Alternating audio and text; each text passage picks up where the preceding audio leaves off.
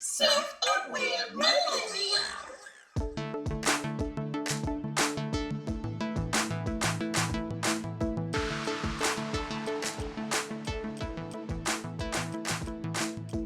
Hello, everyone. Welcome back to another wonderful episode of the Self-Aware Millennial. I am your host, J.Mix. It's August, which means we are in the home stretch of New Orleans' brutally humid summer. I am crossing my fingers that we don't have to deal with any hurricanes this year, but you know, it's 2020 and let's just say this has been the year of all years, so I can't honestly predict anything, and I'm just going to let history and nature run its course. At this point in time, the best thing I could be right now is prepared, so that's what I'm going to do. Anyway, you guys, this is going to be a chill, mostly unscripted episode with not much of an outline due to the fact that this past week I've been tired and exhausted once more, and I have no energy to contribute to a big conversation about something that just drains me.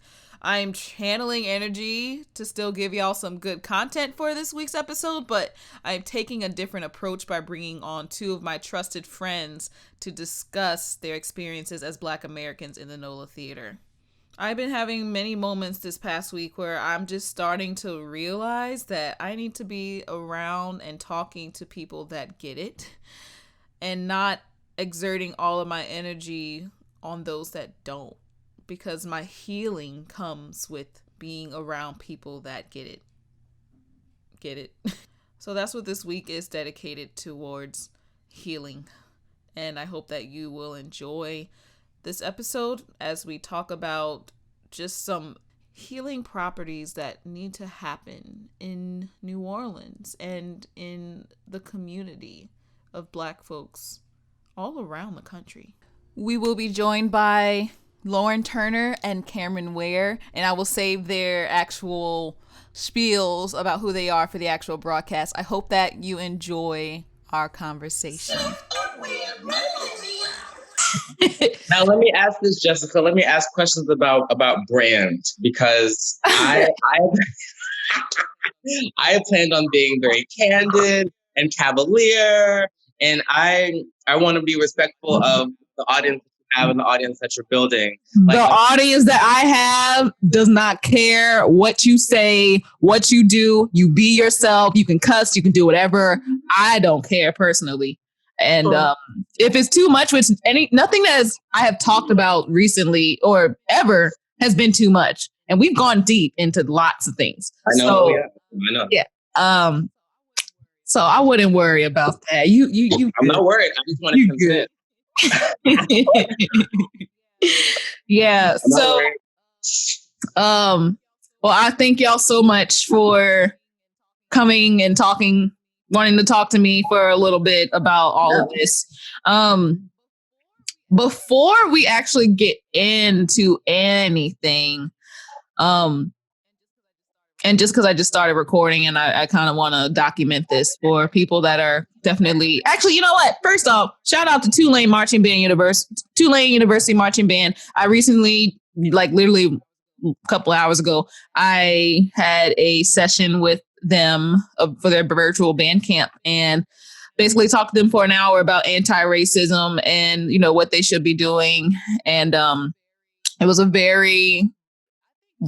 I think for me, I felt better talking to them. They were very understanding and they were attentive and listening and asking questions. And it was an overall great experience. I think my anxiety about it all is what got the best of me. Because once I started talking everything, I was like, oh, this is easy. It's not nearly as terrifying as I thought, but it's also been a very long time since I talked live for a group of people. Not that I don't do that here on the podcast, but I can edit it, So, just being able to keep going boom, boom, boom for 45 minutes to an hour. It's okay, hope I can do this. Hope they don't get bored with me. But again, thanks to the Tulane University Marching Band. I'll be following them and just, I told them they can use me as a resource since, Tulane's a predominantly white institution, which means that they may not have many Black friends to choose from anyway. So they got me now.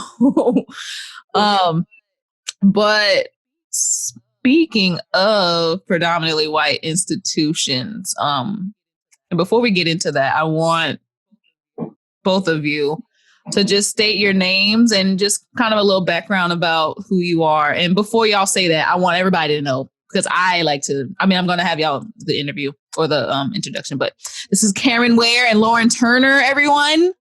And both of them are wonderful, wonderful advocates and people, not just in New Orleans community, because like they're definitely branching out. And I mean, they all are all over the place. Like Karen's like freaking New York, Brooklyn, and Lauren has been all over the place. Like right now with art equity, like literally art equity itself is branching like all around the country. So it's just like your names are getting known all around the country, probably all around the world. And I'm so thankful that I have y'all on here right now, because like I finally get a chance to have a conversation that I'm facilitating that I feel is gonna be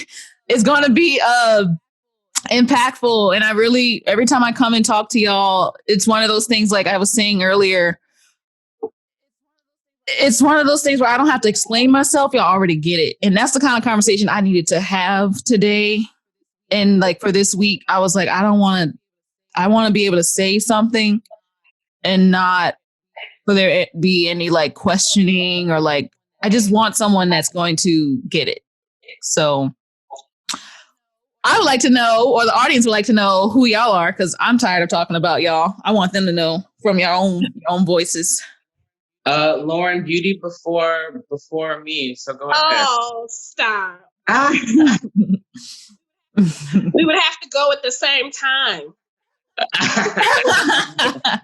I could try to edit that, but that might be Get into it. Okay, hey everyone. I'm Lauren Turner, and I am a Black woman theater maker.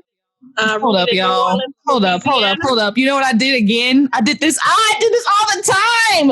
What? I didn't press record on my I did this the last time. Oh, just on the Zoom. Okay, go ahead. Dude, no, Zoom is fine. So it's fine. Like fine. I'm a cut it. Yeah. I'm a clip it. But dang, I did this again. We didn't even get that far though. Thank you. I mean, I know. But for me, I'm just like, okay, now for me on the editing side of it, now I gotta like go in and do extra stuff to put the old audio into the new. Yeah, whatever. But go ahead. Okay, start over. Start over just for me. Okay. Hi, everybody. My name is Lauren Turner, and I am a Black woman theater maker rooted in New Orleans, Louisiana. Also the founding, producing, artistic director of No Dream Deferred, which is a community-anchored theater company here in New Orleans. Yes. Yes, she is. She's all that and more. Hi, everyone. I'm Cameron Ware. I am, oh God, I hate this part. I am a Black cis man rooted in New Orleans, but living in Brooklyn most of the time, some of the time. I am primarily a performer, but I've been spending the past, 2 to 3 years working as a creative director and creative consultant to a couple of different organizations across the country, and with a couple of different artists and companies. And I am super stoked to be here and talk to Jessica, because and Lauren, because this conversation about her is a long time coming. Is it? So to kind of get into it, I wanted to know first off how both of y'all are feeling right now. Just in general? In general. I just want to see where your feelings lie at the moment in the climate that we are in. Whatever. I feel a little bit how I've felt since kind of the beginning of all this. And I don't mean 400 years ago. I mean like March, which feels like 400 years ago. So I've kind of always held a small pocket of like what I call Black man Aquarian detachment, where like there's part of me that is completely shut off to the tomfoolery and a little bit detached from the tomfoolery, very like what one of my heroes, Anna DeVere Smith, talks about, being within and without. So like there's a part of me that is very happy to be outside of the world and take on the role of an observer because it keeps me emotionally safe. But there's also a part of me that is always a little bit enraged. And there's also a part of me that, it's kind of like a vacillating thing. So I kind of go in and out of that. But now, in like the past couple of weeks or so, I've kind of started walking this, what I find beautiful middle ground of like being able to hold the weight of both of those spaces and still kind of press forward and not be so freaked out about what future might be, but know that there's like, there's a reason that I'm waking up, and there's a reason for me to put energy into still building something, and that feels right. Word. Yeah. Yeah, and it's interesting that you mentioned waking up because, yes, I also, the timeline for this time period for me began in March when New Orleans was essentially, shut down. And I remember at the time, I was feeling a lot of like spiritual urging to just rest. And it felt very like antithetical to what I thought I should be doing at the time and what everyone else was doing, because I felt like everyone in my network was activating. And it was just an overwhelming urging to rest. And I actually got a reading because my birthday was in April. So I got a reading for my birthday. Shout out to Mama Sula, Spirit. And she was like, yeah, like just get into the habit of telling people no, rest up, sharpen your tool, because we don't know how long this is going to last. But when it's over, you need to be prepared to fight. Ooh, wee. And I said, oh shit, because this was like in April. So I was like, yeah, it's the fight. We fighting who I'm fighting. Wow. That time I really took that to heart, and I did, and I rested in all forms of just, I mean like ridiculously indulgent rest I haven't had probably in maybe 5 years. I mean, there were days in the beginning of this where I was like in the bed for 2 days. Yeah. Like just straight up resting. Yeah. You understand? Yes. And I feel like now I'm starting to I'm waking up, and I'm waking up not just from, just up, but like I'm also waking up with so much insight as to real great insight around what the fight actually will be. And I think that if I would have like been my old self and activated immediately, I would have burned through a lot of energy fighting and doing things that had nothing to do with really what the fight is. Come on. And I'm just happy to be in a space now where I have real good clarity. Like when I speak to when people say, what should happen next or what are you hoping? I know exactly what that is now. You know what I mean? Yeah. Ooh, my goodness. I want to go back to Cameron right quick because you mentioned, oh God, what did you just mention? You said something along the line. Oh, darn it. See, my brain right now, and it does this all the time. Where like I have something and then it goes away, but it might come back. I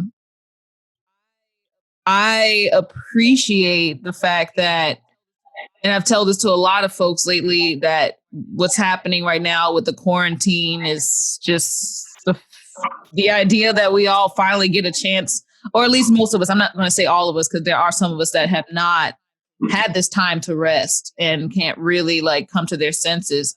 But I was very much like Lauren, where I had a chance to sleep finally in the longest time, like the type of sleep where like I would wake up at like 5 a.m. and just decide, oh, I think I'm gonna go on a bike ride right now because I can and I'm not tired. And like, it's just little stuff like that, like healing properties that I am never able to exhibit ever because I'm always working so much. So, and bike riding and just like exercise for me is one of those things. So being able to and like do what it. Cameron's talking about too, just like the rest in all forms and in deciding to be an observer. If your go-to is like, I'm engaged, I'm an activist, and I'm engaged all the time, rest could look like choosing not to do that. You know what I mean? And like not to, at a time when I think everything around us was basically, begging Black people to be outraged and traumatized, choosing not to be any of those things. Yeah. You know what I'm saying? Like, I'm going to go ride a bike right now. Totally. And both of you have said it so beautifully too, but something that has stuck with me, it's a personal journey. It's a personal expression. It's a deeply personal reaction, in this time. Like it's just like Blackness isn't a monolith. The way we get to respond to trauma and our pain and process all of that shouldn't feel monolithic or small, short-sighted either, right? It's not. There's no right or wrong way to deal with this. Well, yeah, everyone does it differently, and we inhabit so many different identities. I mean, like my rest looks completely different from Lauren's rest, or maybe even your rest, Jessica, but especially Lauren's rest. I'm not a Black mother out in the streets. Like, I don't have babies, so your rest, like deservedly so, should be 2 days in bed. I don't have to carry the mantle. So like that's some real stuff. We want to talk about frontliners. Hello, Yeah. Exactly. Yeah. So how do you think, at the least in this moment, that you're taking the time and energy to heal and rejuvenate? Now that we are how many months into COVID-19 craziness? Is it 6? We're 6 going into 7. Well, the half the year is gone. Wait, really? Yeah, it's like 5. Wait, that was March, right? March, April, May, June, July, August. Oh my God! It's August 1st. Yeah, wow, almost half a year, or just about. And what's so crazy is that it's not like we're nearing the end of this journey. Like, people are already talking about how, like, count things like Mardi Gras out. That's February. You know what I mean? Of 21. Yeah. Yeah. So we're talking about going into the next year kind of in the same. I didn't even think about that. I don't know. For some reason, I'm still thinking like this just happened. Like this just started. But I think it's just my perception of time, and just my reality right now. It's so different than it has been for the last couple of years. So it's just like this summer has flown. I've been telling people, I'm just like, I can't believe we're almost in fall when this all started in the spring, It's definitely a unique time. I was also talking about how 2020 itself is a unique time. I'm thinking about just what happened at the beginning of the year, from the parade incidents here in New Orleans, with people getting rolled over and killed, and just that whole, like, that was, I think that's almost where it really started. I could be wrong, but like that was like the first big incident where I was like, this. The juju is off. What? Yeah. But in so many ways, you're absolutely correct, because when they actually went back and looked at everything, that's exactly where COVID-19 started too. Mm-hmm. So like when all that was going on, the virus was spreading all throughout Mardi Gras. Yeah. So like, and literally that is when it all started, was at the top of the year. Yep. Yeah. So, not a little bit before. That's, for me, that's when like outbreaks started to get bad, or symptoms started to flare up. I mean, those people had been in town internationally at least through the end of January, some of them, or top of February or something like that, or coming in and out in that way with our new airport and all. I mean, in so many ways, I feel like that we called this in. I mean, all of the requests, for 2020 vision, I think we're getting exactly that. I mean, if we don't have a clear picture around what's wrong with this country, where we stand as people, what's wrong with our systems, how we're broken, you know what I mean? Like, we're getting it. It's not just, maybe not in the way that we thought we would, but. Right. Totally. I mean, And I'm also taking into account like Kobe Bryant's death and how sudden that was. Like that, COVID-19, the uprising again of the Black Lives Matter movement that never really went away, but it just kind of dwindled because of, X, Y, and Z reasons. And then we still got the election coming up. Or do we? Or do we? Because this fool is playing games. He done slowed down the mail. Oh my goodness. Yeah, I heard about that. He's taking away TikTok. He's taking away TikTok. Taking away TikTok. He don't want y'all TikTokers messing nothing up for him. Oh Lordy. I'm telling you, like, again, this year, that's why I was like, oh goodness, like thinking about everything that has led up to like just now and like what we have done as people to prepare for something like this. Obviously, as we said earlier, we're all doing it in our own way, but I think some people may be more prepared than others because of circumstances. And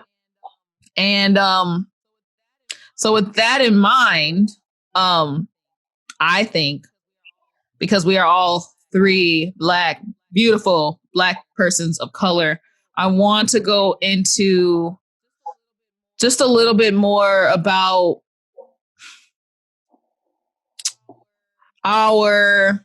let's just see if we can make this brief. It might be difficult to make it brief, but just our experiences in predominantly white institutions. Actually, the first thing I should ask, because I asked this to the Tulane kids, were y'all fortunate enough to grow up in an environment that was not a predominantly white institution for your education? For me, no. So I think that's kind of in some ways, I mean, this, Jessica, and I'm sure you know this, Lauren, too. Before there were charter school systems, I mean, like my parents always make this joke, kind of like our house joke, where like it's terrible, but it's like if you wanted to learn how to read when I was coming up in New Orleans, you sent your kid to a private school. Yeah. Like, and like at the time, the school board was so bad, that was what it was. So I've only ever been to religious PWI schools, you know what I'm saying? Except for like maybe 3 years in the middle where I went to St. Rita over off of Carrollton, right across from Dominican. I didn't know you went to St. Rita. Oh yeah, I went to St. Rita. Yeah, pre-K and then first grade, and then I went to that Lutheran school on Canal Street by the Walgreens, St. John Lutheran. I went there from second to sixth grade, and then I went back to St. Rita for 2 years, eighth grade. Then I went to Jesuit, and then I went to a Jesuit college. So the sprinklings of an experience, because St. Rita was co-white Black. Yes. But in terms of like, so like at good years, I always call them, I got the culture and the experience that I wanted and needed. But for the most part, I've only been educated in those types of institutions, for sure. How about you, Lauren? Yeah, I mean, growing up, I'm from Raleigh, North Carolina. So growing up, I went to predominantly white schools, but I've always had, what I'm realizing now is I always had like an uncommon experience of having a lot of Black teachers, and the student bodies were diverse.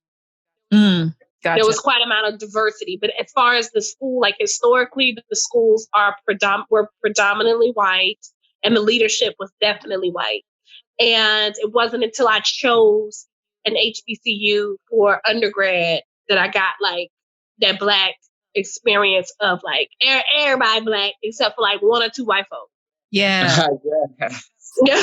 That sounds wonderful. Can you go a little bit more into your experience of predominantly HBCU? Because I just want to live. I like to live through other people's stories. Same, please. It's crazy because I went to school at a time when HBCUs were not popular. Actually, it was like, don't go. Like your guidance counselor was like, don't go to an HBCU. Go to the white state school, right? Because, and then the reasoning would be, well, the world isn't like that. So, you want to be prepared to be able to work with white folks.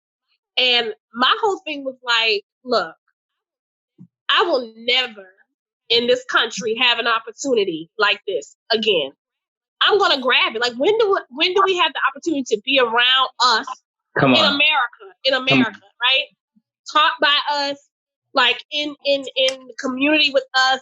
It just, why would I not grab that for now and go to the white school later? You know what I'm saying? I got a whole life of white people. I'm dealing with white people. Like, give me my 4 years. Exactly. You know what I'm saying? And so going there was like, I mean, I honestly don't even know who I would be without going to HBCU. I think I received so much context about who I am as a Black woman that my friends who went to those predominantly white state schools, they still they got it or they're getting there, but it was way later. It wasn't like when I was saying it, they were looking at me like, oh my God, you know what I mean? And then I would say probably, honestly, I can pinpoint the moment when people started asking me again about my experience was right around Trayvon Martin. And a lot of my friends who had bought into the hype of you go to the white school and you do this and you do that were like, fuck this shit. Yeah. And I wish I would have went to an HBCU and you know what I mean? So it was everything. I mean, it was the best. Yeah, my sister, Sabrina, she went to she went to Xavier. So I kind of vicariously lived through her a little bit, even though I was young, but I was just like, I could do this. Like, this is cool. Like, I like these people. They like me, And actually, funnily enough, I met Cameron through that. I met Cameron through Xavier. Like, your sister's my dad's student. Yeah. Shout out to North Carolina Central University. Eagles. Come on, Eagles. Yes, we fly high. So shout out. No, yeah, that's so beautiful. I share the same thing, Jessica, but like that jealousy of not having gone to an HBCU. My HBCU opportunity was Xavier, but I am, first of all, Xavier, and we can talk about like how HBCUs run by like predominantly white organizations because predominantly, I do want to say organizations because Sisters of the Blessed Sacrament technically run Xavier, just like they run Xavier Prep. And that is obviously it's meant to be a predominantly, correct me if I'm wrong, meant to be a predominantly BIPOC, like not urban space, but like order, right? Yeah. They're meant to be Black sisters in that way. Yeah. The last couple of years might say differently, but that's not because there. But by the time that I was about to go to college, I've been to Xavier every day after school since I was like 4. So I got to live vicariously through your sister and your sister's 4 years and the 4 years of kids before them and them living in my house over the summer and my mom getting them a job at the A&P on magazine before it was Bromar and them getting money from my dad and driving here. Like I knew. I mean, no, I'm not saying shady. Like your sister and all those generations of people who are now teachers at Xavier or teachers or performers in the world kind of came through my house. So I had that, what I would call a different world experience. That's what I'm talking about right there. Yeah. It's a different world experience. Yeah. But like to my earlier point about Sisters of the Blessed Sacrament running an HBCU, I didn't go to Xavier, not because by that time I was just burnt out, but because they didn't have theater. There was no arts besides music. With my dad. And I wasn't about to be a music major and have Dr. Ware be my no. So, like, it was too close to home for you. Too close. Yeah. And like our theater department was started by Zora Neale Hurston. Oh wow. All right. I know. So that was like, and that's another thing I love about HBCUs is all that little tidbit of history that just feels so like you could reach out and touch it. You know what I mean? Yeah. But yeah, she was like in between jobs. And she, this is why I love her. I love Zora. But she was in between jobs and like was asked to like start up this theater department in Durham, North Carolina. At the time, I think it was like the North Carolina School for Negro Teachers or something like that. And she did and was out. Like she was like peace academia after like 2 years. But yeah. That's amazing. Can't say I blame her. Yeah. I know. Oh man. So thank y'all for that. I think I don't know if we've already covered this, but I just want to check in and make sure. actually, no, Lauren did actually answer this question, but I feel as though, and I was telling the Tulane kids this earlier, the only Black instructor teacher I had throughout my entire career in education, like from preschool to senior year of college, was my band director in fourth grade. And he wasn't even he's a teacher, but he was like a band teacher. Mm-hmm. And I was thinking to myself, I didn't really get a chance to think about that. But all the other people that have taught me were either white men or women, mostly white women. And I was like, I still think about it. I'm just like, how? I don't, it was definitely not anything I really thought about until recently. And I'm always just kind of looking back and I'm like, how did that affect me overall? Obviously it's affecting me now because I'm realizing it, but how was it affecting me when I didn't realize it? So I guess I was wondering if y'all had any, if you don't have any, to let me know, but also if you have any Black instructors, teachers that you had the privilege of, being taught by, I would love to hear about it. Oh, you know what? There is one other person, but again, this person was not a teacher, was not an instructor, but it was the guiding counselor at my high school. Her name was, her last name was Ladmiral, Miss Ladmiral. But, I remember always going to her as almost a safe space, because I used to just go in there she was a guidance counselor, but we just talk about all kinds of stuff. And I always enjoyed my time there. It felt like I was talking to my own mom. It just felt especially at my high school, predominantly white, pretty much all white, Dominican high school, St. Mary's Dominican high school. Going in there and what you laughing at, Cameron? Me? Yeah, I love it at your face. It's just always over here oh my God. Instant disgust. You're not wrong. But it was those spaces that I crave for, realizing that is something I'm missing. It's realizing that you've been thirsty this whole time. And then when you finally get a chance of a little sip of water that you've been missing out on for God knows how many years, it's well, where's the rest of it, So well, look, I'm just glad you're here. Cause that is so many so many little landmines to navigate. Yeah. But this is just an education standpoint. I had the resources. I had my family. I also had my church members, which I was at the church every week. So it was every, I had that time, a sense of community, within my own Black community, and they were wholesome people, very, they are, what am I saying? I'm speaking in past tense, they're not still these people, but they're, it's definitely an outlet that I could go to that,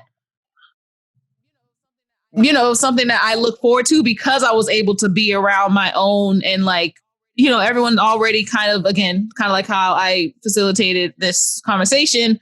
I needed a space where I don't have to, again, explain myself, where people just kind of get it. So do y'all have any Black instructors that really set the bar for you, or just set, even if it's the lowest of the low because it's the only one, but do y'all have any that you would say that, you kind of, are impactful in your education? Yeah, I do directly. I, as per usual, kind of owe everything great in my life to a Black woman. Seventh grade, I was back at St. Rita, right across from Dominican, right across from the Archdiocese, right across from that big church. And for the first time, I had a Black teacher. Her name was Deidre P. Reed, and she was everything. And she was not only my seventh grade teacher, and was the first time that I felt talk about conditioning and what having mostly white women up to that point do for me.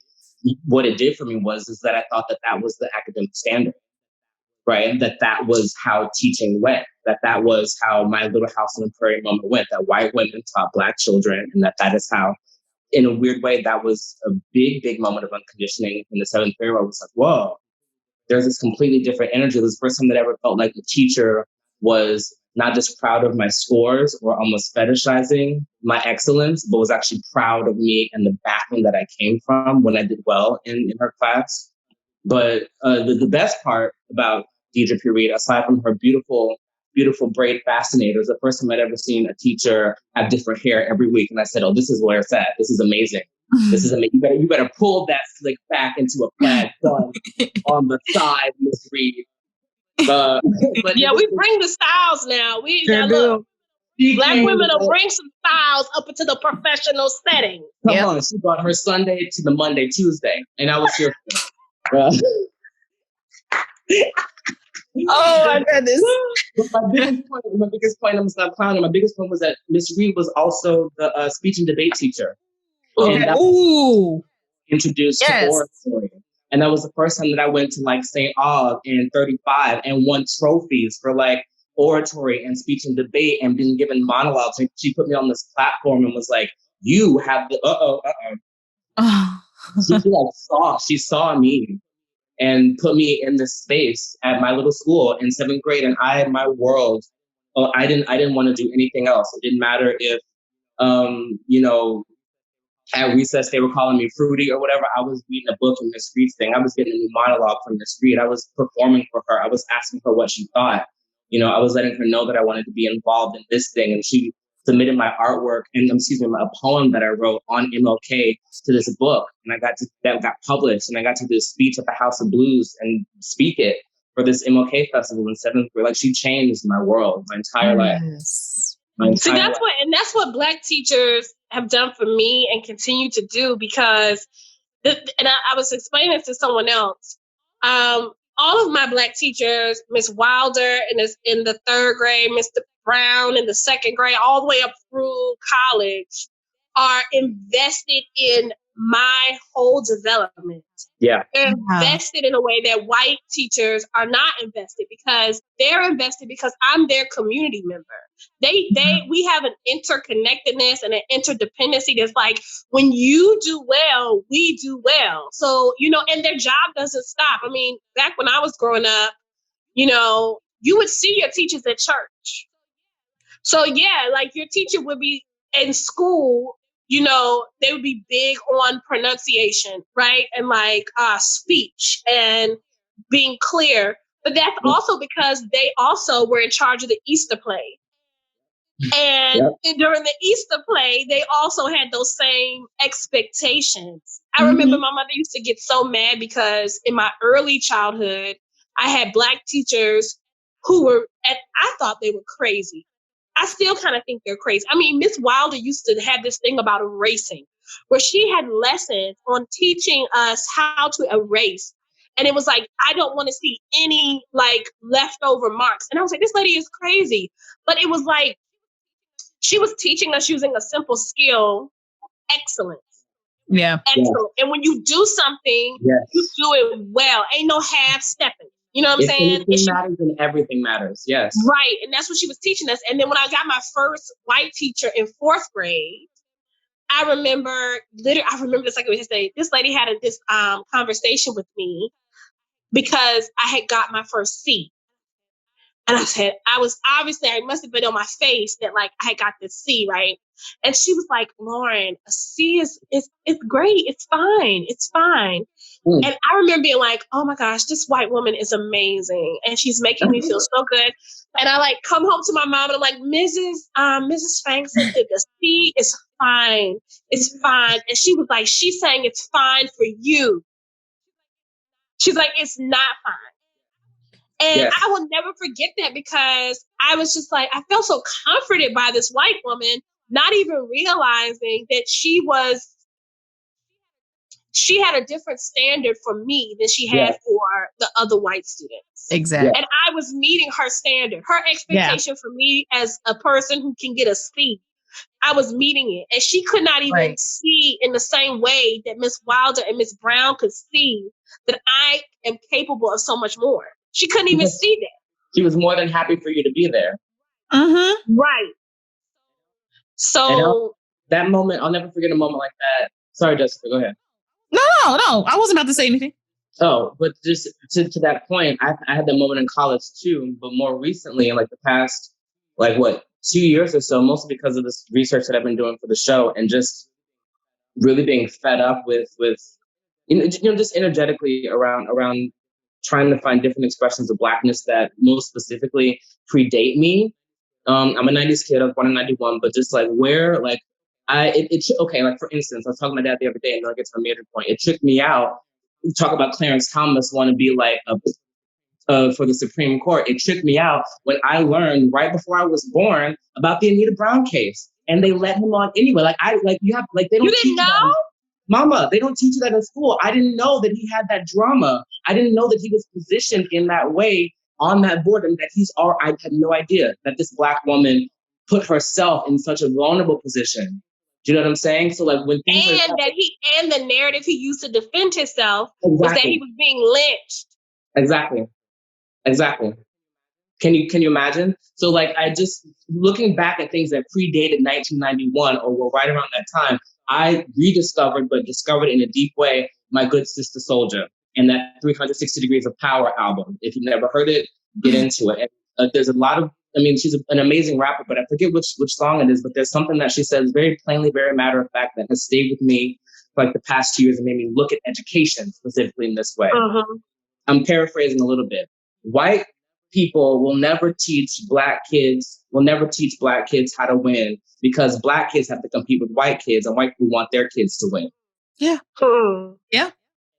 Yeah. And that's raw, and that's a stark generalization, but it really made me think. It really made me start to understand how I was viewed in these systems, in these PWIs of education and academia up to that point, and why my parents, a professor, a manager of X, Y, and Z, demanded my A's and B's and nothing less. It wasn't just for my goats and my gods. Right. It was to prove that I wasn't the one token kid in the school that wasn't about to be okay with a C in your 5th grade. Exactly.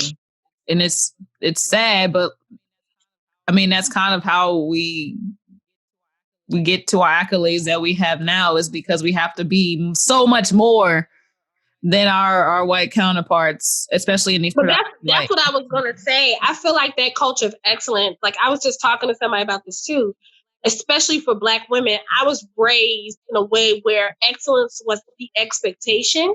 Right. And I was surrounded by women performing at an excellent level, like across the board. And maybe it's excellence that's like, the aesthetic of it is very much so like 1980s style, women in the workplace with the shoulder pads. Like that's the aesthetic, but that's also a mentality. Mm-hmm. And I'm also thinking about the ways that has been harmful for me too. Like, especially now and talking about trying to get more reps. You know what I'm saying? Like, that's not that level of excellence consistently does not compute with also tuning into my needs to take care of myself at all. But it was necessary. It was a survival tactic for them. You know what I mean? But it's not, what's the word? Like ongoing, like if something's not healthy for the long run, basically. Like it's not sustainable. Yeah. It's not sustainable. Goodness. And I look at that generation of Black women now and I'm like, they're suffering physically. You know what I mean? They're suffering physically from high blood pressure, hypertension, anxiety, depression, something wrong with their muscles. They can't, and I'm just like, how much of this has to do with that way of living that you have to constantly be performing at this excellent level all the time? Yep. Yeah. That is precisely. Every time anyone talks about Black women of that nature, I think about my own mom and my grandma who just passed last year. Like, but mostly my grandma who just passed, because like her entire life, she was that person, like just striving for excellence, doing everything that she could in order to make sure that her children and grandchildren had everything that they needed. And I'm just like, it infuriates me only because I know that she probably could have been on this earth just a little while longer had she not have had to use all of that energy and that exhaustion on that in a world that wasn't going to assist her in any of that, or they don't want to see her succeed in that manner. So like it infuriates me just in that regard.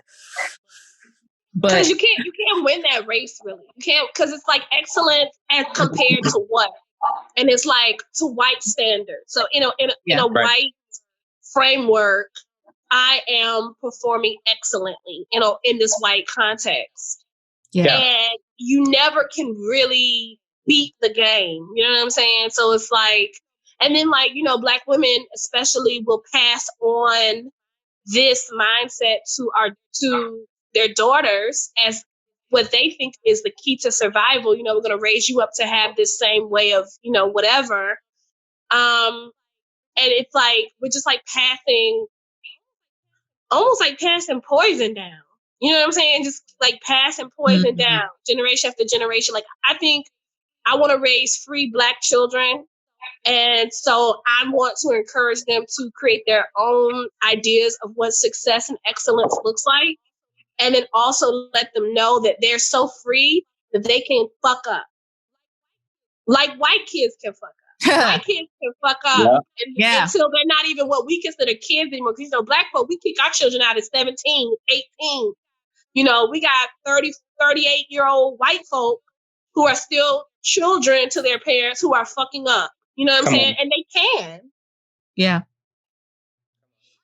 Come on. Our kids can. Yeah.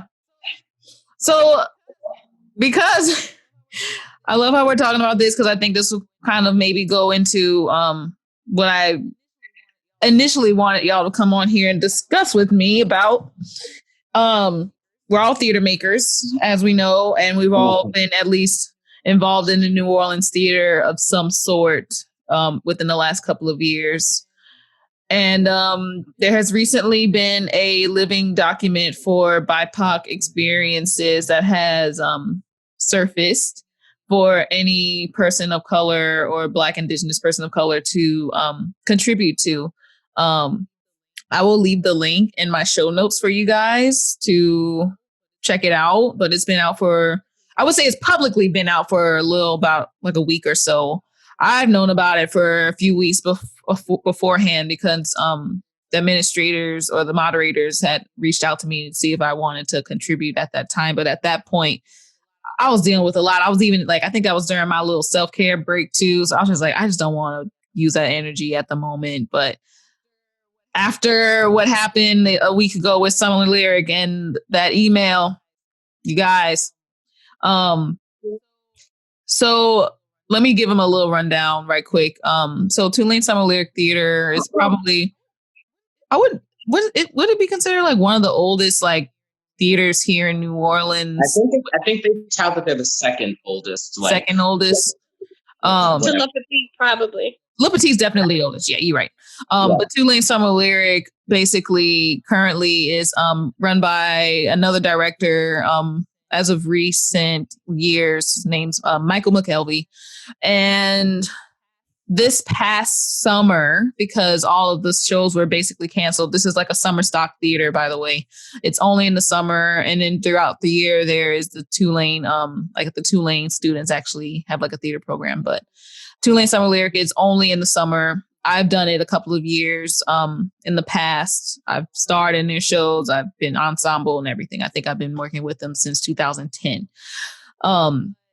But they recently put out an email. Actually, you know what? Let me backtrack a little bit. So when all this was happening, George Floyd, Breonna Taylor, this was all happening at the same time that Summer Lyric was going to be doing I think a live stream of like performances by different people that have worked through the company, right? And the BIPOC community took it upon themselves to make sure that that Summer Lyric at least stated something about the Black Lives Matter movement at that moment. We had a handful of us that kind of, assisted the artistic director in the statement, and it was posted, or I should say it premiered on the actual live streaming. he even stated like Black Lives Matter, we got to do better in X, Y, and Z. And then a month later, come around with the gala streaming that they were going to stream, which was like the first thing that they had done since this live streaming of the performances. There was absolutely no BIPOC folks that were going to be in this streaming that they were going to stream. I think it would have been in the next couple of days or so. And basically all hell broke loose in the BIPOC community because we were all like, this is bullshit. And you literally just said Black Lives Matter, yet the people that you are showcasing in this upcoming 50th anniversary gala, which happened like 3 years ago. They were just going to be restreaming it, just to make up for lost time, since I believe one of the excuses was that not many people had a chance to see it anyway. But I was like, there are other ways, especially since you are trying to move forward, like you are literally taking steps back by doing it. So, I don't even know how I got on Tulane Summer Lyrics case at the moment, because like you were saying because how that was the impetus for you to actually want to contribute to the living document. Right, because I was fumed up, right? I was fumed, and funnily enough, it wasn't like just because of Tulane, because I really have not, thankfully, I guess I should say, in my experience with Tulane, I've always like most of my roles with Tulane have been like roles that Black women would do already. Like I was in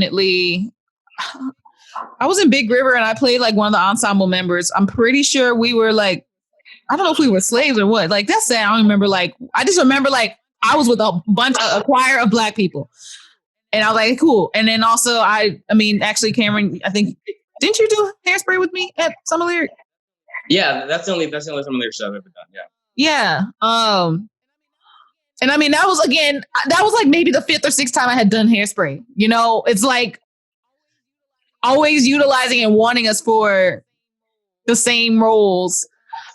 I don't know how many times I've been a Dynamite in Hairspray. New Orleans theater recycles the same old shows over and over and over again because of a lack of originality or innovation about how to program their seasons. And the funny thing, I just want to be clear.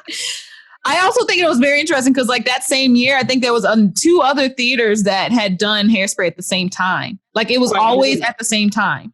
Like the time where Cripple Creek Theater had done Ragtime a year before, and then the very next year, Summer Lyric Theater did Ragtime. Yeah. But Michael McKelvey asked me, because I had, nothing to do with the first Ragtime. He asked me if I would, rather he asked me to audition and asked if I would accept anything other than Coal House. After I had already, quote unquote, won the Big Easy. Yeah. So you want me to go from this to ensemble to what? Fill out numbers? Right. Ostensibly, he said yes. And I said, you're a fool. Mm-mm. So that's my only history with Summer Lyric Theater. And I know this person that we're talking about very well, but we'll get to that. Sorry, go ahead. Yeah, no, I think that was where everything fumed for me.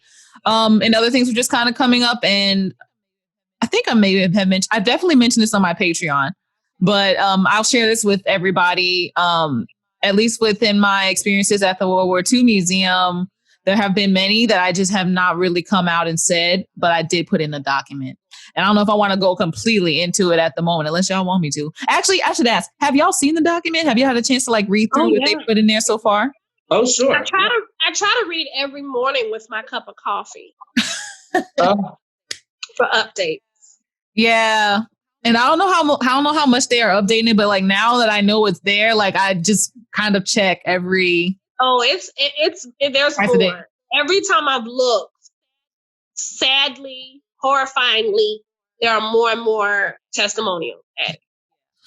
Yeah. So as for theaters, the first thing I want to just point out, and I think this is just because like people think that it's just the predominantly white theaters that are having this issue, but someone did post something about Anthony Bean. I saw that. Yeah. And definitely what he had said to this actor, Anthony Bean himself had said was very discriminatory. So this is also like, this is definitely more of a predominantly white theater problem, but I'm also basically saying that it's not just for them. Like other theaters that aren't predominantly white are. Because you're talking also about systems. You know what I'm saying? Yeah. So I said that, like, I told this story. India will probably kill me because I keep telling the story, but like India was like, I know we're not going to be up there. And I said, we don't know that we're not going to be up there because we are built similarly to other institutions. Mm-hmm. And so white supremacy isn't one person. It's not like, oh, this artistic director is a racist. It is literally the foundation on which these institutions are built. So if your organization looks anything like any other organization in American regional theater, you have the potential to cause harm to someone. It's going to happen, whether it's around race, ability, sex, all kinds of things. It's going to happen. And I really feel like what sets different spaces aside is how they accountability to when they fuck up. Yes. Like how do you handle when you fuck up? And like I was saying this too, one of the things I noticed in the Living Doc is that it's not like this person did this to me and now I'm putting it in this document. Most of the testimonials are like, this person harmed me. I confronted them about it. They did nothing, or they gaslit me, or they retaliated against me. And so now I'm putting this shit in the Living Doc. Mm-hmm. So it's like, it's not that you fucked up. It's that when someone called you out on it, you continue to fuck up. Yeah. Yeah, that's true. What about you, Cameron? My general feelings about the living document? Yeah. I have a lot of questions, and I have a lot of feelings, and I have a lot of what I know will probably sound like criticisms, but I think that first and foremost, it might have to do with like me not having as much knowledge and information as I could have. So I want to say that first. Okay. Do you know what I mean? Like that's real. Like I want to say that first. Like it's a really complex issue. Not just for me, but for everyone. But it's complex for me because I spent a lot of my time in the living document rereading the first 2 or 3 pages of it. Right? Like, shout out to Jessica. I know Jessica Lozano very well. Shout out to all of the anonymous contributors and the facilitators of this living document. Like I think the work is beautiful and necessary and on time. Like that goes without saying, I hope.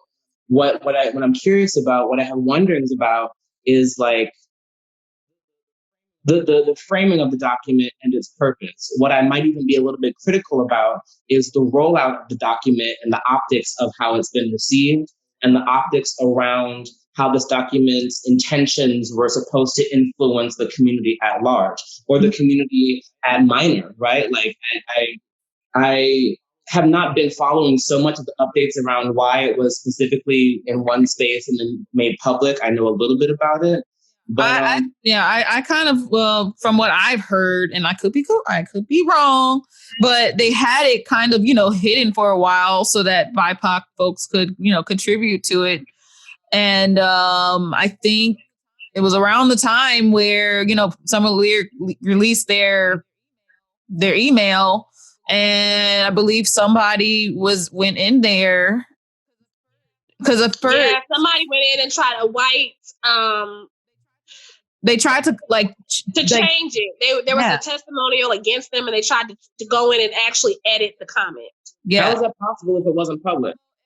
Well, it wasn't public. Like it hadn't been posted online anywhere, but it was still public if you had the link. Like anyone could go in and edit it. Yeah, and that's what I mean about the framing of it all. And I sound critical, I know, but I'm going to own that space. It's just I as I read it and I wonder about audience and about intentionality and around like if this document was meant to offer a space of healing or a space of like galvanized storytelling, I love that. I appreciate all of that. But for me, there should have been a framework in place so that only, and there is an even breakdown of this too, right? It's on the document. There's like a place for BIPOC artists in New Orleans to respond. There's a place for BIPOC audience members to respond. There's a place for white whomever to respond. For me, that net is a little bit too wide, right? So if we have a space of healing and galvanized storytelling, right? Like for me, anybody who had the link at the very beginning, for me, should have been a BIPOC artist in New Orleans, point blank, period. Because we're the ones that understand each other's stories, and we're the ones that can not so much corroborate facts or storytelling, but we're the ones that can organize in that way and then start to have an understanding of what the demands are like. When we start to add too many cooks and things get too spicy for the pepper, or there's just, or if things are created out of reaction, a reactionary thing, we have to take that accountability on ourselves to kind of like figure out what our hand in all of that has been and why there's this for me, a failing of the system in place that's supposed to be supporting this document. For me, it feels like community is using this document in a way that it wasn't intended to. And I feel like the news cycle effect of that will be detrimental to the community and its original dreamed of intentions. That's just my instinct. And so from that space, I am critical. And that's okay to be critical. I know. No, I think that we need to welcome all critical thought into conversations in order to kind of like clarify our position, honestly, on things. Yeah. I do want to. I would say that I have some of the same questions as Cameron, but then I started to dig deeper into this idea of testimonial, right? Yeah. And so in thinking about what is a testimonial, like in church, right? It's like, it's something that a person that's deeply personal, that a person speaks to in a public way and is not really in control of who hears it. Yeah. But it is their truth that they are given space to speak out into the masses. Yeah. And then also like thinking about what that does for that person. And then what happens to the person who hears the testimonial. And the idea is that people who are hearing the testimonial begin to believe in what that person has experienced, or are bearing witness to something that has happened to someone. But like also thinking like, is there action required of the person who bears witness to the testimonial? Like, you know what I mean? Like, these are the questions that I have in it being framed as a testimonial. Yeah. I too feel like, because of where my opinion of where we are as, and also I want to push back to a little bit, Jessica, on this idea that BIPOC folk are pressing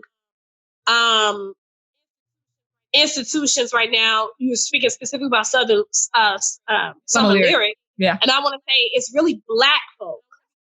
And I want to be clear about that. You know what I'm saying? As much as possible, because I think we got BIPOC now as a term, but we still need to, remain clear on who's doing what. And it's Black folk. It's Black folk. Like, I want it to be clear, because when we push for these things and we make it better for all BIPOC, I want people to understand that who of the BIPOC is doing it. Right. And specifically, it's a lot of Black women right now, too. I just want to always put that front and center. Yes. But like when I too feel like where we are as Black theater makers in the city is that we need, and this is coming from my own personal experience. When I had my situation at Southern Rap, I had to search. I mean, I want to thank, Cameron was right there. I didn't have to explain anything or prove anything. And there were other folk, but by large numbers of the people that I talked to, Black folks, they gaslit the shit out of me. Come on. Shit out of me. So for me, seeing this document, And knowing that other Black folk in the community were seeing this document, I was like, try to gaslight this. This is other BIPOC folk, Black folks saying these things are happening to me, and you can't just sweep this under the rug. Oh, it's just you, or that never happened to me. Or I don't think she's really like that, or I've never had that experience. I'm not getting paid 50% less than the white folk. And it was like all of this. To me, the document was like, maybe this can be a mirror and like click some people into place. I even saw people commenting, other Black performers saying, I never realized how racist New Orleans theater was until I read these testimonials. And, I'm screaming from the top of my lungs, like, how? Right. How do you not see this? But, also being like, well, maybe this is what it took for people to understand and see. And then they're like, oh, and then now that I think about it, I was asked to be a monkey in Tarzan. And it's like, and you didn't even consider that to be a race issue until you saw this testimonial. Right. There was a thing online where like some white women were already, to speak to what Cameron's talking about, were already trying to tone police and set the rules for how this document should look and be rolled out. Really? And I'm gonna be honest, it was triggering as fuck. Yeah. And they were saying, oh, there's people whose names are being named who don't have consent and all these other things, which, I'm just going to go ahead and state this. I believe consent is very important in every situation. It is. So I'm not negating that. But do not bring your white woman politic to this fucking document as a way to distract us from talking about the real shit that we can never talk about. Yes. Fuck out of here. And I remember I messaged Jessica and I was just like, what is going on? Are white folk going to be dictating how this document is managed and what is being said? And are they looking at this through a gaze of verifying how true it is? That's what I'm saying. They're almost trying to make it all out to the, so that they can eventually be a part of this document or this conversation when it was never intended for them anyway. And I love what you're saying, Lauren, if I can, about testifying. Yeah, totally. I mean, the sharing of one's truth in public space has always been about the freedom for, yes, the victim or the freedom for the oppressed, sure, or the marginalized person. But I also feel like if we talk about law and testifying, for me, testifying in terms of how this document is set up kind of goes back to where testifying really comes from. And if we want to talk about it, we can talk about it, right?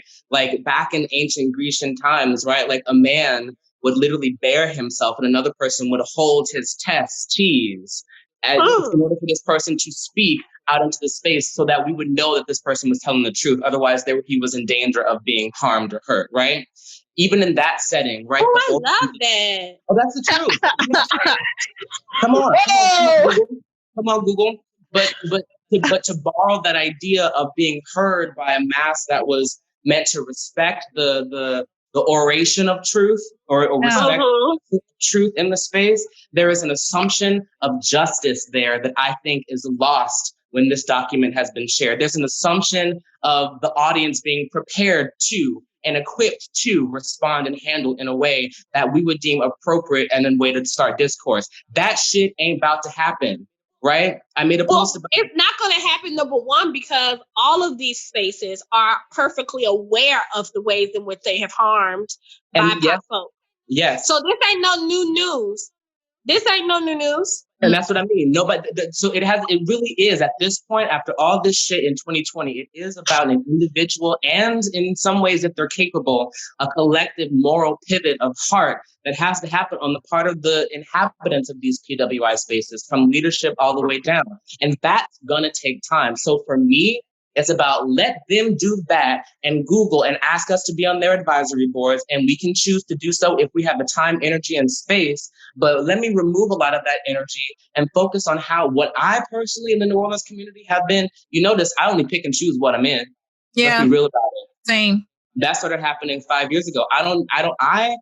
to me, and to speak to my Black people in this community, my fellow Black artists that I've been around as a Native in that way, is about kind of like that Baldwin quote. Our crowns have already been bought and paid for. We have to put them on, right? We have to understand. We have to accept. Like, I get the energy of, well, this might be the only chance I get to do theater this year. Cool, but you also have to remove so there's an accountability on both sides to me. Yeah, you have to be prepared to not risk something. Yeah. Risk something. Something. And listen, I know it's as deep as all of that conditioning to us still being a part of a larger conversation about the intersections of patriarchy and white supremacy and capitalism in the first place. Mm-hmm. Yep. I get that. But there has to be, for us, a bravery and a separation. Like, I know I sound more Farrakhan than Martin, but that's on purpose. Because aren't we there? I think you're very Martin, because Martin spoke to a collective thinking, which is completely lacking. And like, this is the thing that I just have been grappling with for probably the past 4 years, is how do you, I told y'all, I think we were on another call, Jessica, and I was like, referencing Tanya Pinkin's essay about this. And I was just like, when JPAS did fucking West Side Story and Brownface, there should not have been another Black person that auditioned for another show. Like, the fact that we still keep bringing our asses to these spaces that are harming us is doing us such a huge disservice. Yeah. We are teaching them how to treat us. Yeah. But the issue is like, and I think this is also what I mentioned on that call. I said, like, some of these people don't even know, because they're coming in and they got, like, they're white people that work for JPAS that know that they don't know us, like people that have already been through their institution.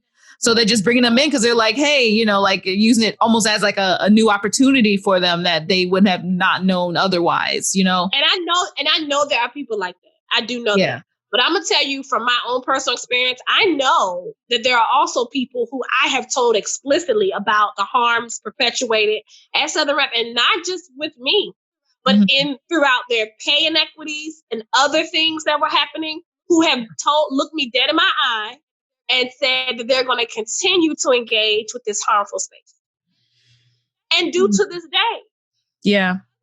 Or other spaces. There are other spaces where testimonials, sans a living doc, have been brought forth that people have intimate knowledge around, and they continue to engage. So at that point, frustrated that I'm just like, bump the, I think collective thinking can seem really big to people and impossible, especially when, of course, we're not a monolith, we're not. So I'm like, what are you going to do on an individual basis? That's all I can, really pose to people, is like, what's your line in the sand? And right now, I feel like people are actually drawing their own personal lines in the sand a lot more, but that's easy to do when no one's producing. Hey, what? So what's going to happen when they start producing again? Come on. Right. Are we going to go run over there to JPAS to be in the Wiz for the 5th, 11th time? I said this, keep your Black ass at home. And okay, let's be real.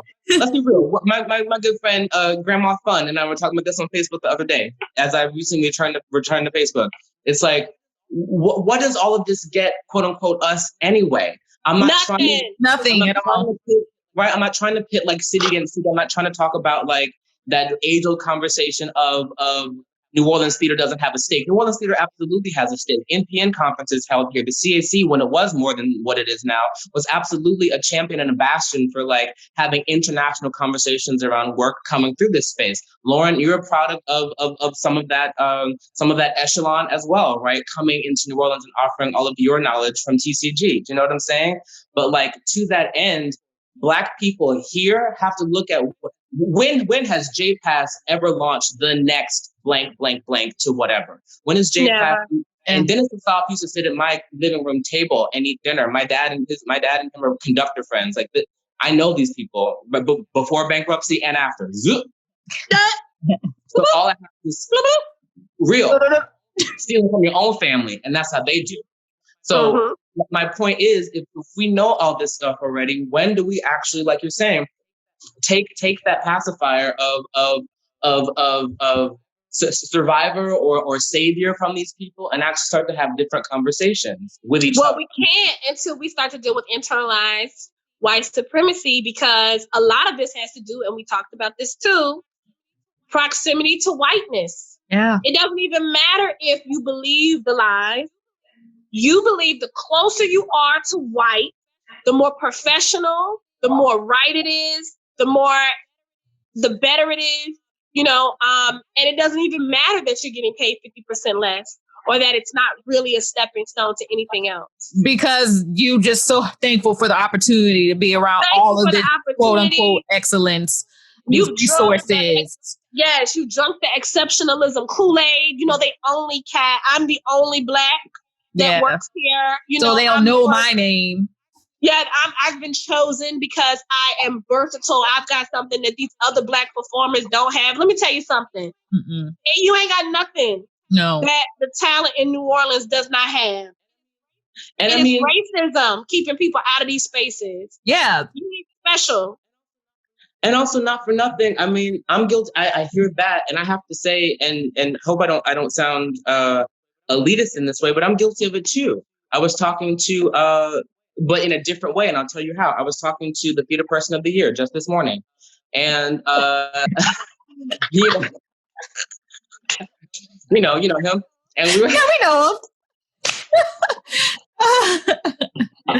And we were talking about like what these spaces in a different way have done for us, for you, Jessica, for people that have maybe been moving and swimming in this pool for a while, right? Like I did the Petite Youth Conservatory last year for the first time ever. Don Scott, Max, I never got any support from the top up. They even hired Cammie West as a curriculum builder, and I never saw her once until she came to Midsummer Night's Dream at Le Petit. They hired her in case I was shit. My point is, I positioned myself coming back from New York to be like, you don't have this program in place. Max, you have no idea how this goes. Don Scott, you really just want to hit on me and see what I'll do with your space. I benefited from what I needed to in terms of like paying my rent that month, being able to go back to New York. You know what I'm saying? So like, I have positioned myself to benefit from the way it is, or the way it was in PWI spaces. So there is a grappling there too, where I have to, and the last thing that I'll say, I was also critical of the Theater Person of the Year's contribution to Two-Length Summer Lyric for Give NOLA Day. And we talked about that and what that meant, when there are plenty of other organizations, Black-owned, Black-run, that probably could have benefited from that money. I didn't want any part of it. So we have to talk about where we actually still put this shit into our own faces. And putting that into perspective, and I think I know I'm guilty of that too, of having to align in the past with predominantly white spaces for funding. But we have to understand that we are able to do that. Like, what has happened that Le Petit has the ability to fund you in a way that perhaps Junebug may or may not be able to. And what has happened is literally the stealing of federal fund. Well, I won't say federal funding for Le Petit, but the domination of space and resource in a way that is not equitable or fair. So that's why they can do that. Yeah. Yeah. And same thing with Southern Rep. I mean, Southern Rep was my first education on how disgusting the commandeering and stealing of federal funding can be. Yeah. There was, so much money came in for projects that were centering community and equity and inclusion and diversity that were used to fund whole seasons of caucasity. And then when it came time to actually roll out those programs or those shows, there's no budget. There's no budget for these budget things. Left for that. Because you spent the $50,000 on fucking A Doll's House Part 2, which could have included Black folk because the Broadway version included Black folk, but you chose to make it all white.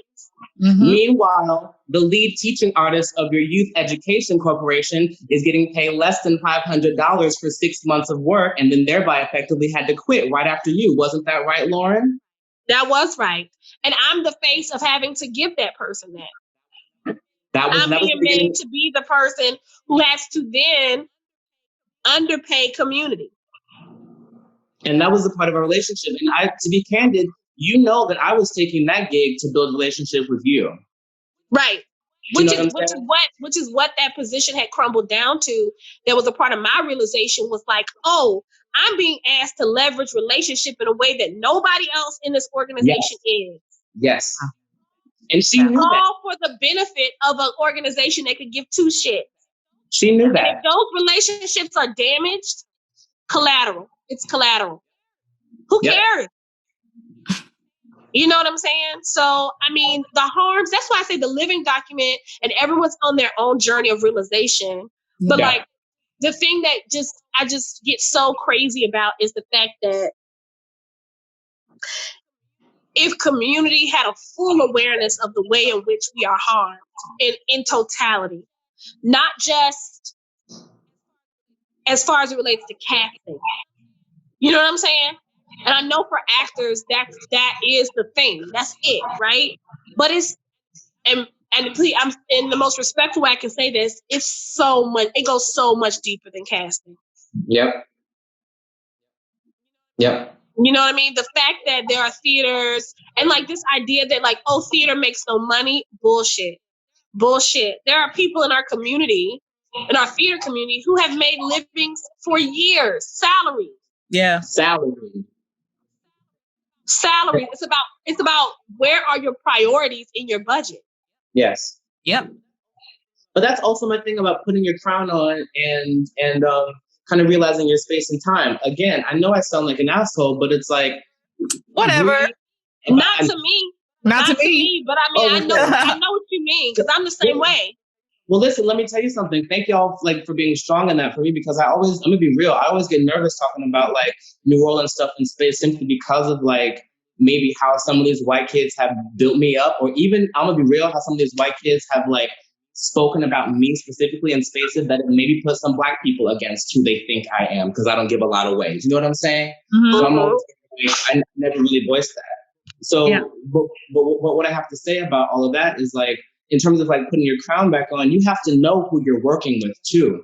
You have to care about who you're working with too from the front. You have to educate yourself about all this stuff. I mean, I'm guilty of it too. I've been program manager for this company in Brooklyn, for a year now, and had been introduced to the kind of like that sector of nonprofit work, kind of a little bit on the front end. I worked at the CAC for like 10 years, but not in that way. But Lauren, to your exact point, you're exactly right. Right? Like just because now all this is happening, suddenly, I'll steal the term, BIPOC people in New Orleans are like, who are your leaders? Who's your board? You weren't worried about that when you were taking that $300. No, $300. That's what I'm saying. That's why this Tanya Pinkins essay goes so hard, because it was like, miss me, black people. You want to come out with a list of grievances? What did you do in the room when Southern Rep was doing? I won't even keep using them. When you were a monkey in Tarzan, and all the other black folk were monkeys. Where was the outrage? That's 3 months of work. 3 months of work for what? $300. Don't come around 2 years later wanting to put it in a doc and want to yell at and yell at all the white folk for accountability. Where was your accountability? Right. And all my point is about that is that, and again, not to vilify victims. I'm not saying that, right? What I'm saying is that like, and not to kind of truncate Jessica's and all of those people's contribution. But what I'm talking about is sometimes in the looking at the kind of small window of conversation that we have in New Orleans, the kind of zeitgeist that we have, I likened it to a cookout with my manager over in Brooklyn. I was like, the world has these windows of a cookout moment where you can be the person that brings the dish that gets a plate to go home, or you can be the person that brings the dish and it's still got foil on it at the end of the day. Who are you? How are you showing up to the cookout in this moment? So right now we have a very loud voice, a very reactionary living document that for me, just because there's a loud voice, it doesn't mean that's one that needs to be listened to, because there have been organizations and people that have been doing this anti-racism, pro-Black, anti-supremacy work in this city for a while that could have been reached out to, that could have been asked for a contribution or used as a resource in so many different ways. instead of something that feels like a reaction because we're mad at white people. For me, that's I don't think it was a reaction. I think that I know that Jessica looked up because the document actually began in the Bay Area. Yeah. I know. Yeah. So you know what I'm saying? So I don't think that it was like, I don't get the sense that it was like knee jerk. I think that it wasn't thought through there's not full thought formed in terms of how to utilize it and how to protect it. And I think that it's not too late for that to be determined. No, not at all. Yeah. Not at all. All I'm trying to say is that I'm having a hard time landing myself somewhere comfortably when we have these conversations because of what we're talking about on the front end about a lack of outrage or everyone having a stake in benefiting from how it was, and then now how we handle the visceral and deserved reaction to this document now, given the uprising that's happened. Right. So it's like, how do we as BIPOC people hold accountability first, for me, like I kept saying at the beginning, to each other internally, galvanize around that so that we have demands outwardly facing that feel like they're united, as opposed to now having to address so-and-so adjusting so-and-so's story or so-and-so weighing in on this testimony. So like, I have a hard time seeing how we're going to come out of this as a community. With the intention behind, I think what you're trying to basically say is like, what is the intent behind the doc in itself? Like, what sort of change? Or what are the goals? What are the goals? And like, how do we not get distracted by white folks' reaction to the document instead of focusing on like, how are we utilizing these testimonials to move us forward instead of having to spend so much time worried about like so-and-so tried to edit this person's man, blah, blah, blah. Yeah, because that is irrelevant. Also, I want to say this too, and this may be a little controversial, but like, it comes down to us, Black actors in this city. If you are at all connected to the theater community, I don't want to hear you say, this is why I stay in film. And do nothing.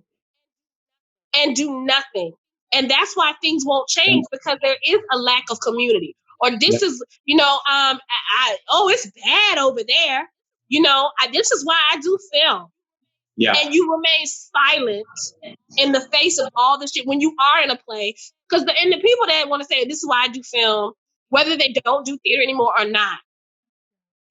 Yeah. You can no longer use that as a justification for your silence. Yeah. Because it's still happening, whether or not you are a part of it. I mean, and film is just, I just want to say film is just as bad. It is. Or worse. It's not worse. No. Because the abuse of time on film to BIPOC people is outrageous. So just go ahead and say that you're not about nothing. Oh, shade. I had to move. Come on. Just go ahead and say that you don't want to have any skin in the game. You're not about nothing, and you could care less. Because that's what that basically means.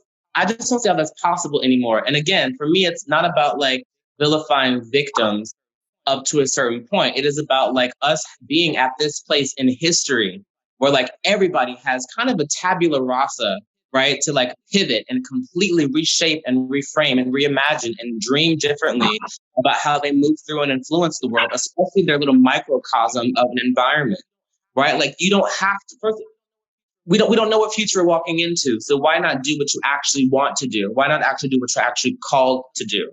Right. Because the systems around what the old way are literally breaking down around us by the day, by the minute. Yeah. So what's the excuse anymore? So yeah, right. Exactly. There is none. With this, I want to like just kind of discuss right quick what should we be doing moving forward from this? Because I mean, like, yes, the doc is there, and people can basically continue contributing and like making light of things that most of us have already been privy to, like basically our entire times of like being in NOLA Theater or theater in general. I know in that meeting that we had earlier this week, there was talk, obviously, and I think this is where my brain is right now, and where I just want to leave all these predominantly white institutions, because in the end, like right now, I'm using all my energy to make them better, and they're just going to make more money off of it. And like in the end, it's like it's not worth it. I'd rather have our own creative spaces so that we can allocate wealth within our own communities, because otherwise it's not going to be going to us. I will say, go ahead, Lauren, go ahead. No, go ahead. I will say that, like, for me, and this is the part where I just get a little spiritual and ancestral. I mean, I move forward with faith and hope kind of constantly. I can't remove that from my energy. I can't remove the, like, very God is trying to tell you something, goosebumps, chills that happens when I think about what could be, you know, coming down that long road. Shug said, I hear you, Lord. So I can't kind of like uninvest myself from what feels like a perpetual struggle. So I'll say that first. So there is always hope and faith in that way. I do want to say, in terms of like this window of a cookout, some of these PWIs are going to listen to a degree. And I think that some of that listening means whether it be interim or like permanent position replacements on some levels. I think that is a positive thing. I think that, like, the young charismatic white girl that goes and like newly informs a position at some space who actually has a BIPOC, has sensibilities towards like BIPOC issues, could be a catalyst for some change on some instrumental level, right? Like, I was having a conversation with Theater Person of the Year this morning, and we were talking about specifically at that institution, Jessica. I hear you. I support your journey specifically with WW2, but as Theater Person of the Year continues to like work in that space and shape that very group that we're talking about, I was like, you want to do this? Are you sure? Like, well, we were having I was like, don't, and he was like, yeah, but there's also something about the art making that can be used to challenge. There's also something about like that voice in this space, if he so chooses, which he does, it's put on that mantle, that could be about transformation. But what do we do next? We make art, we build, we continue to have conversations and discussions virtually, obviously for safety. For me, it's about talking to our resources that we've been ignoring for a while, right? Like, there's no reason to me why Lauren's phone shouldn't be blowing up about how No Dream Deferred is going to try to look towards the future from every Black artist in town. There's no reason. We have a wonderful, established, well-named arts organization, and with a goddamn space in the city. There's no reason why Lauren's Give NOLA Day should start looking any different from Stu and Summer Lyrics from now on. There's no reason, you know? So that's what I'm talking about. How do we reinvest? How do we defund mentally and reinvest appropriately? You just have to do it. It's really quite simple to me. I think that ultimately we are on a journey towards justice. And I think justice looks like the ceding of space and resource by predominantly white institutions. And I think in order for us to get there, and this is a new thought, because I was more like you, Jessica, where I'm like, get out, everybody, get out. Yeah.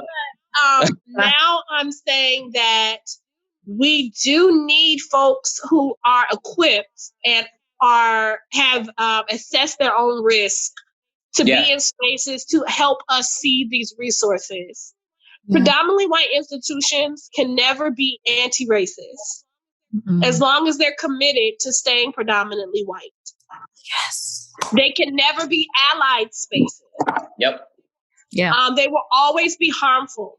It's inherent to who they are at this point. And so ultimately they're going to have to be dismantled. I want all my people out of the building before it falls. And I want to make sure that while we're in this, you know, the building's crumbling right now, these institutions are crumbling in this moment, that we are able to redirect resources and funds to our organizations and institutions as effectively as possible. I think the writing's on the wall. A lot of these leadership in these institutions know that. They know that the end of this road is going to be reparations and seating and all this stuff, because they've been stealing. They've been thieving for 50 years. Yeah. So that's why they're dragging their feet on the little stuff. and making it such a big deal to get a statement or such a big deal to get. They're basically going into their pockets otherwise. And that's the main thing. Yeah, it's like they're dragging their feet on the little stuff and we're getting caught up on, well, what's your board look like? I really feel like none of that in the end is going to matter because none of this shit can stand. No. I don't care if your board at your historically white institution is all Black. It could look like you could do Roots the musical for the next 17 seasons. And your institution is still built on a rotten foundation and it has to go. And that's just the logistics around like organizing and like and again that nonprofit sector thing. For me as an artist first, I'm looking at the emotional thing. I made this post the other day. I love forgiving. I love freeing myself. The air is so much pressure, but I will never forget. I don't forget. I don't forgive and forget. Are we really? You could change your board. You could invite me over with your best Grey Poupon and crust. Like that's all good. But what would make me feel emotionally safe to reinvest my gifts, my time, my talents back into your organization? Even if somehow you did have what are we looking at? What does everyone hope for the ideal world to be great in? The next year? Isn't that what everyone's hoping for? That in a year will be great? Because that's what people seem to expect. Like if you just change all this in the next 6 months, I'm gonna dip a toe back into your mayonnaise. But even with the We See You document, the demands, I'm like, this is where my critical brain kicks in the high gear. They're saying we want 50%, BIPOC representation on boards and productions. And I'm like, so let me get this straight. Yeah. We want all of the people of color, all of us, to share 50% of the pie, while white people get a whole other 50% to themselves. Meanwhile, like, the pie is still the same size. Right. We don't even want to we're not even demanding equity, real equitable progress in our demands. Equity would look like in New Orleans that your board looks like 67% people of color. That's what this would look like. If you want to get real, that will never happen. And someone knows that. Some Black organization has already done that work. And that's what I mean. My boss is on that list. My mentor is on that list. I know that list. My boss put his name on that list and got to our team call the next week and was like, oh, well, that was a completely separate thing. That was David Roberts, the person, not David Roberts, head of 651. I was like, my dude, the optics of what you're trying to do as an organization, you cannot separate yourself anymore because you're having a moment of identity crisis. We will see this name and they will associate you with this organization that you're the ED of. So this flippy floppy doesn't work. Just because We See You is the loudest and one of the most prevalent voices because of the celebrity of its rollout does not mean it's the voice we should be listening to. That's exactly what I mean. There is some so what I mean by seeding is if we're talking true equity and we have companies in New Orleans like JPAS or like Summer Lyric, whoever, now saying we're going to have a 67% Black board. We're going to have 67% of all of our production hires Black. We're going to have, an increased focus on having our audiences look more like this city. What you're creating are Black theater companies. Yeah. And this whole city would be full of Black theater companies because guess what? That's who lives here. And so they would essentially be seeding their idea around what theater is to Black folks. And that is what they are trying to avoid at all costs. And that's why they would much rather fuss with you about a statement or about, hiring a Black board member than getting to the real conversation about equity. Yeah. It's true. And that's what should make everybody angry, is that if this was an equitable situation, this city would be full of Black theaters instead of there being 3. Yeah.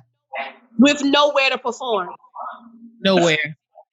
See, my thing is it about staying on those necks, or is it about like full stop, full pivot, turn around and not give energy to those spaces anymore? But we know we can't because of resources, right? Wait, Cameron, can you say that again? Only because I don't know if it's the connection or anything, but like I couldn't hear, at least on my end, so I'm not sure if it actually went through. No, all I was saying was like, what in terms of like next steps and moving forward, is it about staying on the necks of those people, right, or is it about actually doing a full pivot? Because we can have these small kind of minute spats back and forth about a statement or this, that, and the other thing, or like waiting for this person or waiting for this organization to show us some sort of solidarity all we want to, but we also know that a lot of those offerings are going to feel and will look vacant, not only when they're presented, but in the long-term, short-term, next couple of months or whatever. So it's like, when we talk about next steps, what in New Orleans specifically I'm talking about should actually be happening, living document aside.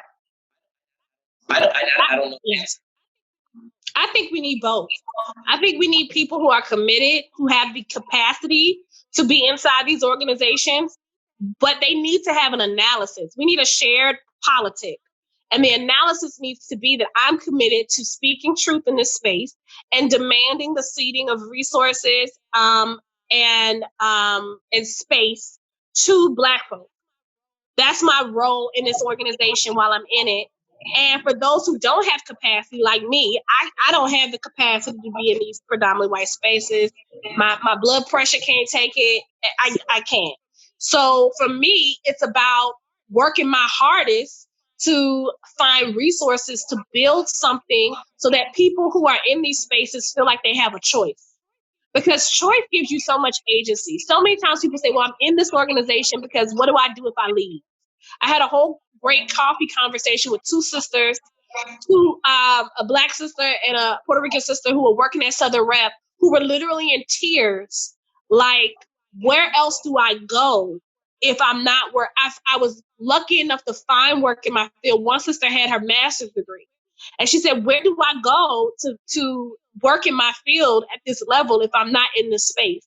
And like, is No Dream Deferred in a position to hire people? And it broke my heart because we're not there yet. But we're not there yet because of all the disparities that exist in funding and all the other things. You know what I mean? So it's like, my job is to get us there so that y'all don't got to be in these spaces struggling and being harmed and feeling like you don't have a choice. And for folks who are there, your job is to be that siren that will not get off their neck and will not leave them alone and will constantly demand this cast needs to be mostly Black. Have you considered doing a co-pro with Junebug where you give up space and resource and do a show together? Have you done this? Have you done that?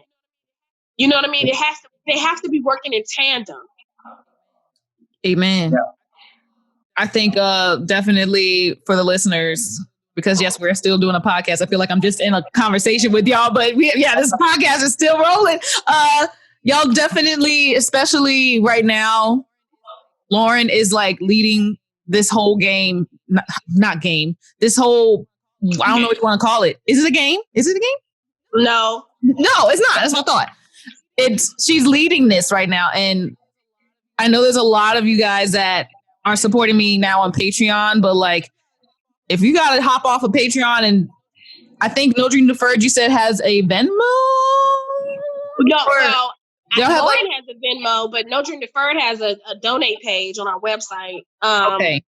At www.nodreamdeferrednola.com. Deferred is spelled DEFERRED. No shade, no shame. No. Come on. One thing I want to say, and I'm going to be done, is that I think very logistically, I think that if we started a 67% movement where Black artists commit next year to demanding seating of 67% when they decide to go into production or into a space. Whether that be casting or percentage of profit that goes to Black art makers from the production, but 67%. 67. Of that's what I come with. Or in my agreement, you have also agreed to pay me and seed space to a artist or a producer, a BIPOC artist or producer at some point, free of charge to produce something at some point. But that your body showing up in those spaces will mean that something has to be seated from that company. What are y'all thoughts on reparations, especially just in the theater companies right now? I know you kind of went into it, Lauren, but I'm curious. Like, what would you think reparations would look like in our case as Black theater performers of color that are demanding our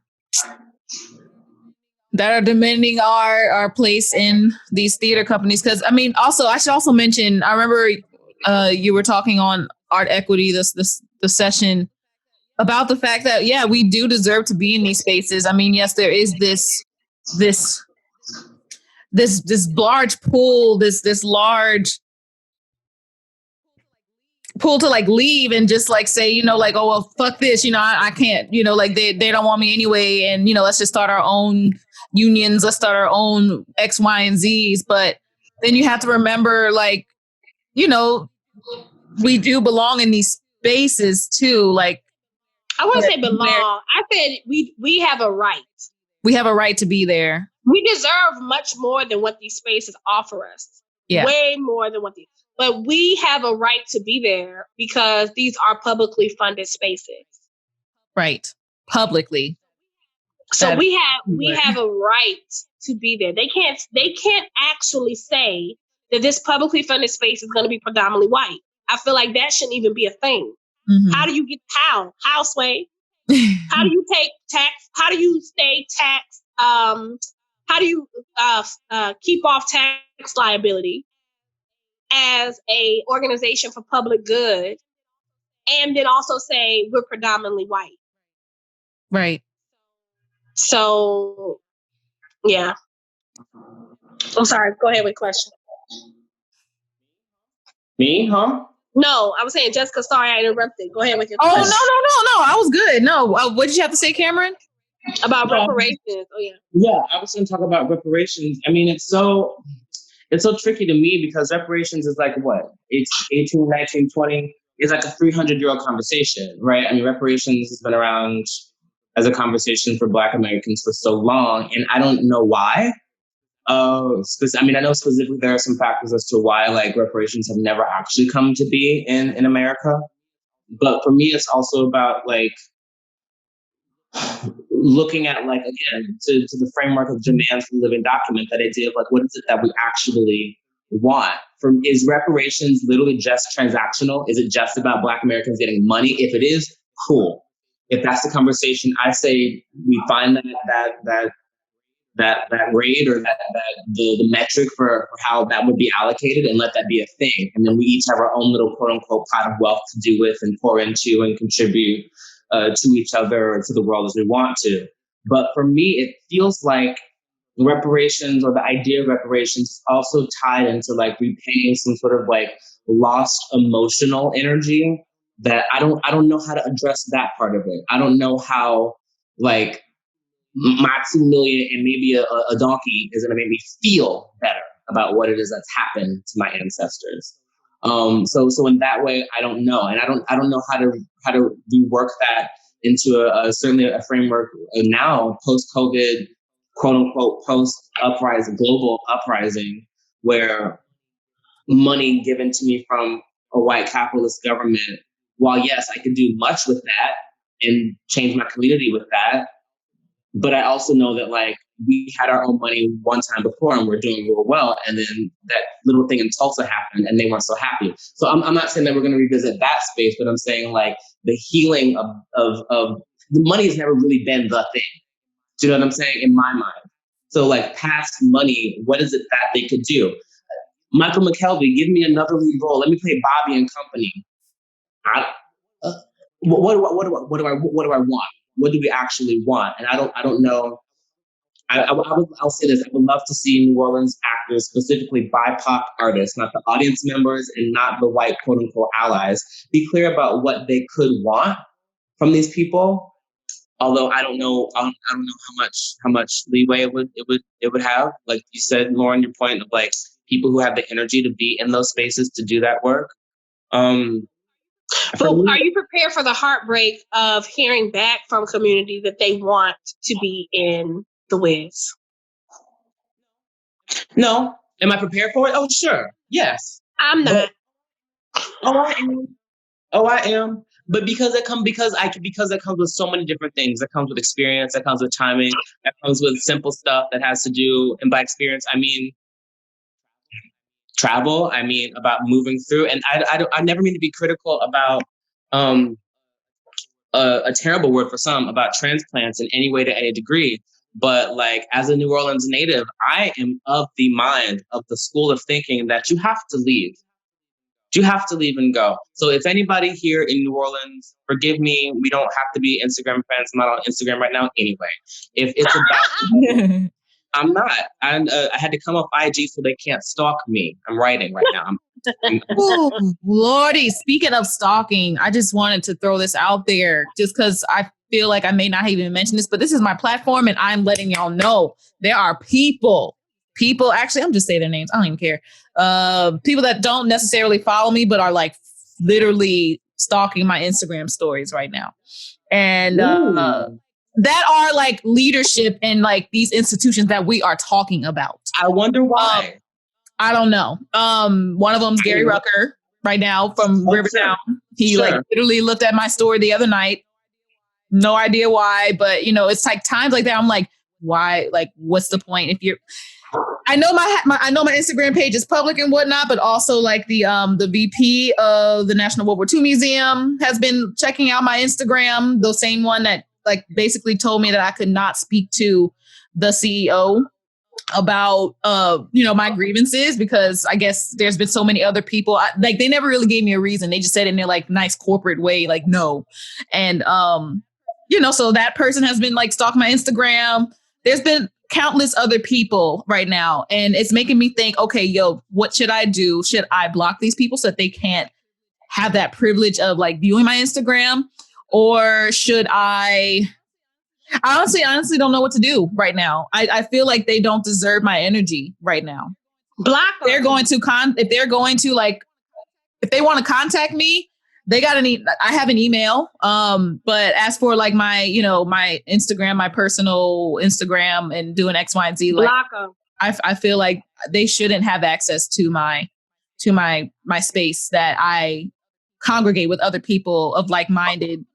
Some people not like-minded, but mostly like-minded individuals that like build me up and like they heal me. So I don't want that negative energy in my space. So I think I just answered my own question. I'll be blocking them.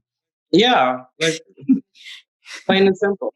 And it's just y'all. I just want to say this just in case my phone is about to. Yeah. Well, okay. Well, in that case, so no, it's okay. No, that just means that y'all. That just means y'all are going to have to come back on and we're going to have to continue this conversation at some point. But it's okay. Way to end it. Oh my God. No, it's okay. It's fine. I feel like we could have talked for like much longer, but you know what? We got things to do. I'm going to the rally in the next hour. So, and I know Cameron is about to go watch Black is King. So like we got things to do and we got to continue to like live our lives. Okay. We can come back in another week and continue this. Okay. I really appreciate y'all coming on though and discussing all this with me. I know it was kind of all over the place, but I really think it was do y'all feel better? Because I feel better. I feel great. Yeah. I am so grateful that I was able to have this conversation in this moment with you two people specifically. Same. And it's just good to see us smiling and like being able to engage without it bringing us down. Yeah. Amen. Well, before we go, just give y'all handles so that people can follow you. I know that Cameron's on Instagram, but if you have like a website or something that people want to like follow you on, let them know. No, I'm not on Instagram right now. I'll be back on Instagram. Well, I'm writing a one-man show and it might be doing some things in New Orleans. It might not. I won't know until later. Mm-hmm. But when it is back up, it's at the Genius Negus.